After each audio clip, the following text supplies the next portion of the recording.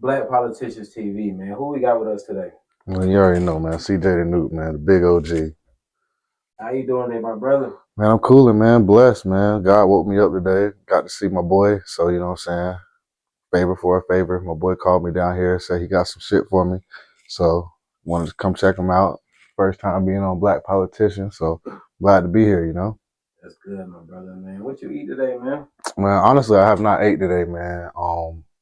It's Friday. Normally I'd be at work teaching the youth, but it's Veterans Day. Got the day off, so I kind of slept in today and got up, got ready, and made the ride down here to Lumberton. The Big L to come check out my boy. So I ain't really ate nothing today, honestly. So, bro, like you originally like from Florida, right? Yeah, Panama City, Florida. And you a big Gators fan. Let's talk about you being a Gators fan, man. Man, so I've been a Gators fan since as long as I've been alive, honestly. Like, god dang, from Jesse Palmer days to Rex Grossman days, from, the legendary 2006 years, 2008 years with Tim Tebow and Percy Harvin, man. I don't think there is a bigger Gator fan than me around here, man. Like, I got it tatted on me. Big Gators, man. That's just, I've always been a Gators fan ever since I was little, man. It's just my mom been a Gators fan, so it just trickled down. You feel me? So So when did you go from like being in Florida and then transitioning to Southview High?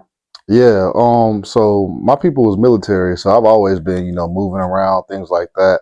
I was born and raised in Kansas, but I don't normally claim Kansas because, that just was a stop when my parents was in the military or whatever. But I always claim Florida because that's where home is. My grandparents stay there. My mom was born and raised there. That's where if I go to Florida, I just feel like more at home, like Panama City Beach. It's a tourist attraction for other people, but for me, like when you come across that bridge, man, it's just home. You know what I'm saying? Just the atmosphere. I've only seen one time it snowed in Panama City. You know what I'm saying? So it's just home for me. You know what I'm saying? So moving around, being a military child, I ended up in Fayetteville, and now I've been in Fayetteville for long enough to say I'm from Fayetteville. So I'm Florida through and through, but Fayetteville is home as well. But let's talk about that stop by in Kansas, man. How old was you when that happened? You say you don't claim Kansas, but I you did live there. You did stop by there.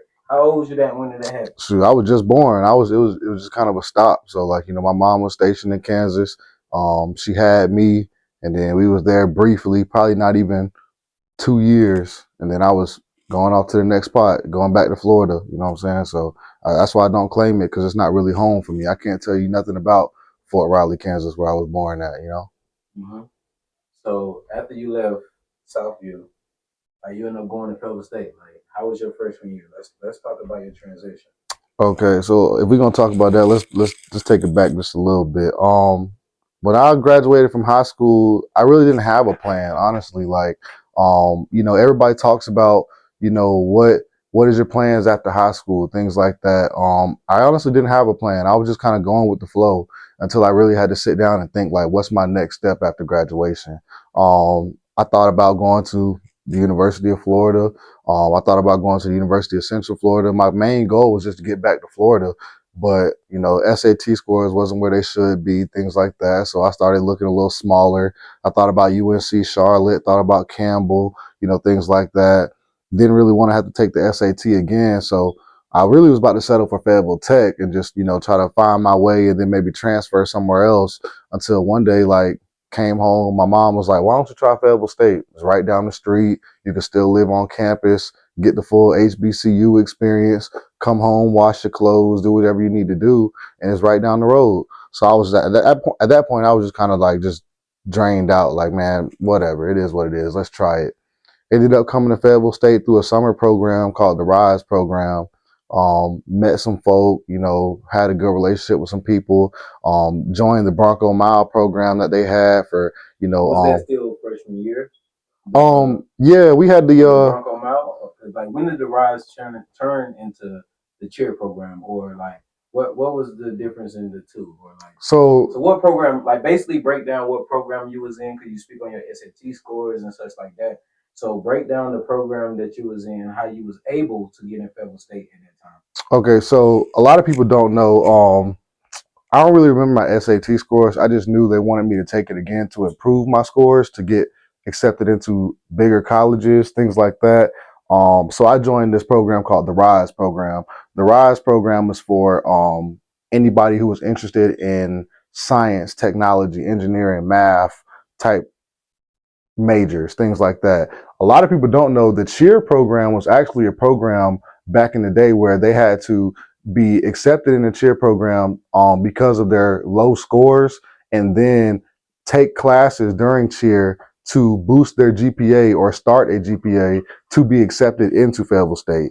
A lot of people don't know that. So I didn't really what's the word? I didn't really like make the cut for cheer because I had a good GPA in high school. So that's why I joined the Rise program. The Rise program was a different program because you took classes and got paid for it. So I had got like an $800 stipend for the Rise program. And then I met people in cheer. I met, people that was doing the, not necessarily the Bronco Mile, but it was called the B3 program, the Boosting Bronco Brothers. This was like an initiative to get incoming freshmen into the Bronco Mile and things like that. So once I joined that initiative, that's when I started meeting a lot of, some of the people I consider my brothers today, and things like that. And that's how I matriculated forward my freshman year. Once I got into my actual freshman year at Fayetteville State, man, it was a whole new ball game for me. Like, just being in college in general, I encourage anybody, man, if you got the opportunity, man, go to college, go to a HBCU,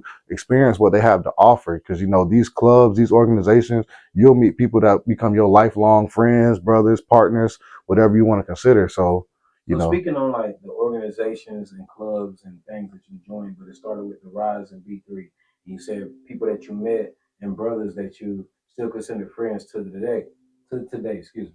Like, who are some of those people? Like, who are some of those people that you met in the Rise or the Mile that you still feel like you're friends today? Well, I'm a member of Kappa Alpha Psi Fraternity Incorporated. So a lot of my line brothers, a lot of my frat brothers, these are most of the people I've met. He's still in my interview, y'all. Like, he's still in my questions. Like, he already like, this is my brother, y'all. Look, he already still in my questions, y'all. But we go. So, go ahead. So like, a lot of my line brothers, a lot of my fraternity brothers, I consider, people that I've met through the Rise, not the Rise program, but the B3. I met you, my little brother Keorie. I met him. My boy Smitty, Dom, all these people that you may see come through this podcast or just be around us in general.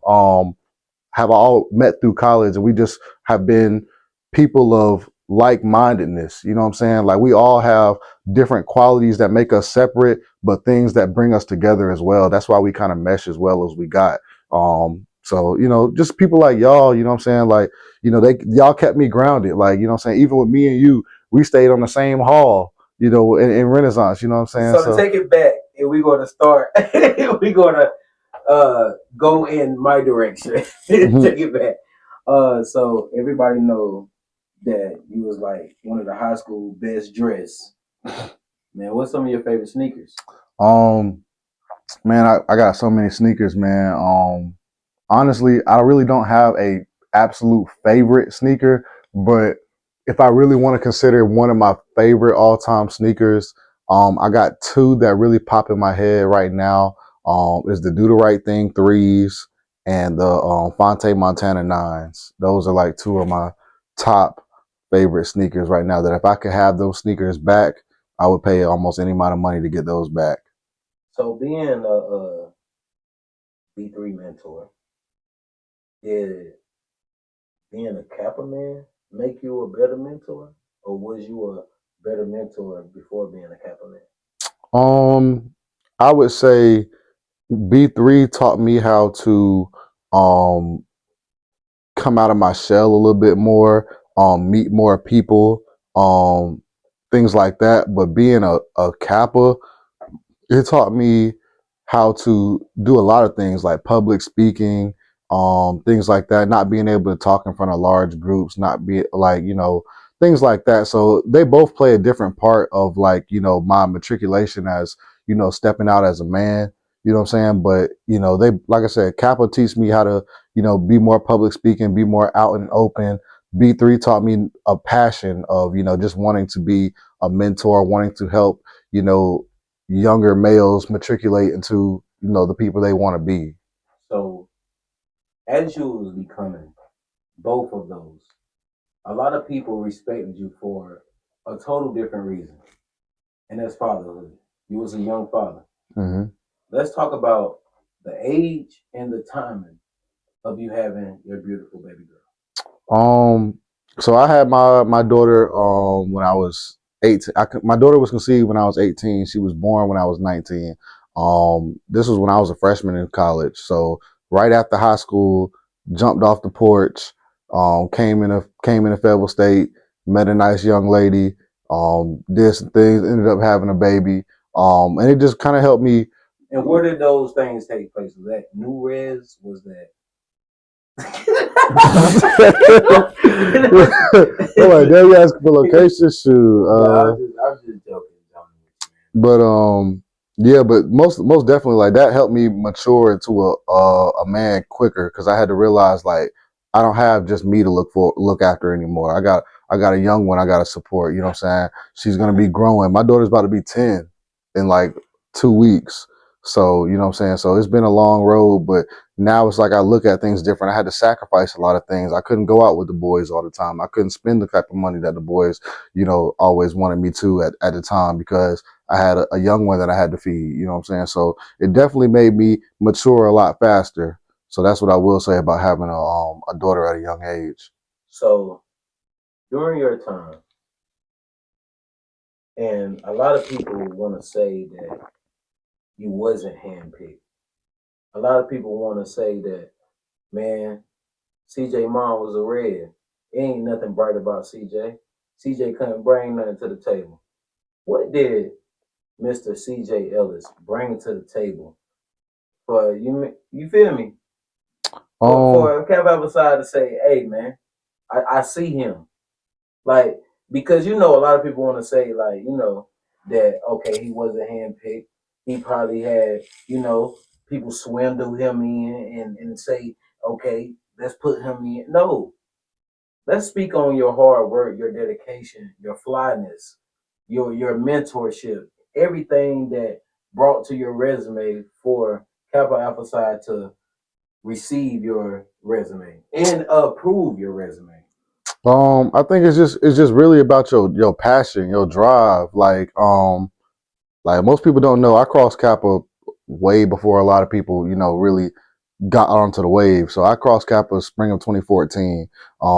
A lot of these new Kappas today, they was probably, just in middle school. You know what I'm saying? Things like that. So I've almost been a Kappa for 10 years, you know what I'm saying? So I think with me, I knew I wanted to be a Kappa since I was in the 11th grade. My mom is a red. She kind of sat me down after she crossed and kind of told me, like, hey, this is what's out there. You know what I'm saying? Ooh, when she told you to go to Fayetteville State, did she say, "I'll make sure you'll be a Kappa"? No. Now, so this is a funny story. This is what shout out to my dancers out there. So this is what my mom kind of told me. My mom crossed Delta, and she sat me down when I was a junior in high school. She told me, hey, there's fraternities out there, and I want you to get hip to one. First and foremost, I do not want you to be a Q. No disrespect to the Q. She was like, I do not want you to be a Q. I just don't feel like it's professional for you to have your tongue out in pictures. I eat booty shirts out, all that kind of stuff. She was like, I don't want you to be a Q. And she was like, next there's the alphas. She was like, the alphas, when they first became a fraternity, they was known as a study group. She was like, your ass don't like to study. So you already don't fit the description. So I was okay, true. She didn't really say too much about the Sigmas and Iotas. No disrespect to the Sigmas or Iota, but she didn't really, mention too much about them. But then when she mentioned those Nupes, she said, man, there was the pretty boys, the hair brushing, cane twirling, all about their appearance type of guys. And me, I'm a junior in high school, so I'm like, I think I fit the description. You know what I'm saying? I think I'm a pretty boy. I'm junior in high school. I'm smelling myself a little bit. So I started doing my research, because I knew that's what the first thing I should start doing my research. Anything I could find on the internet, I was trying to learn it. So when I got to Fayetteville State, I was just like, man, right now, all I need to do is start making sure I get to know the people on the yard.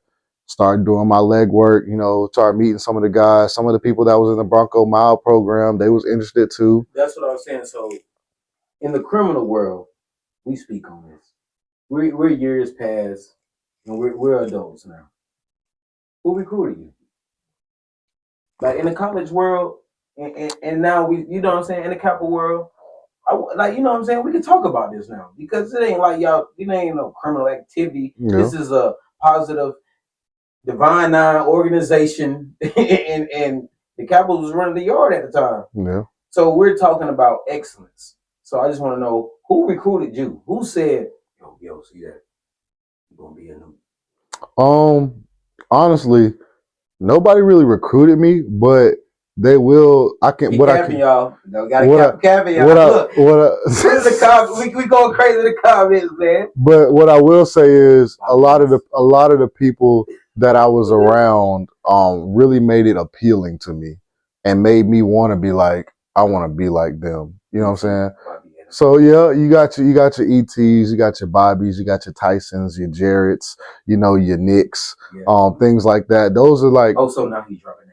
Yeah, but these are people that I really watched and really admired and was like, yo, I like the way these guys carry themselves, not only as men, but as Kappa men, you know what I'm saying? And I want to be like one of those guys, you know, if not better than one of those guys, you know what I'm saying? So those are people that really made the fraternity look appealing to me. So that's why I was like, man, let me do my legwork and let me, you know, put my application in and make it so that they would be fools to deny me. You know what I'm saying? So that's kind of like the avenue I went. So I'm gonna put you on the spot. Who was your best friend on the line that you crossed on?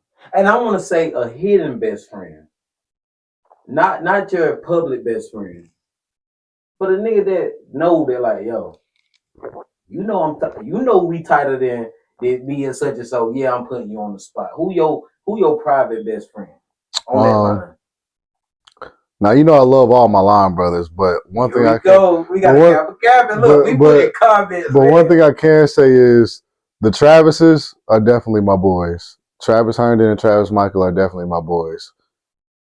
A very, like, underrated brothers, like, you feel me? Like, very underrated underdogs. What's one thing about those guys that, like, you said, these my private best friends? These my... Everybody know. I mean, if you know Travis Michael, you know how Travis Michael get down. I mean, Travis Michael is straight New York. If he don't like something, he gonna tell you he don't like something. If he ain't rocking with you, he gonna pretty much tell you he ain't rocking with you.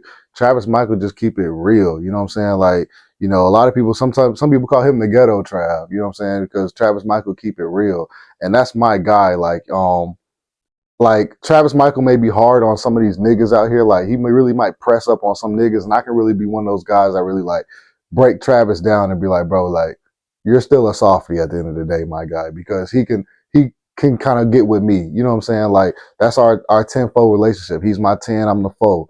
And like we got a 10-fold relationship. Travis Herndon, that's my guy too. You know, we love to joke on each other, but that's my guy. Like if I was getting married, that would probably be like my best man because Travis Michael is so level-headed.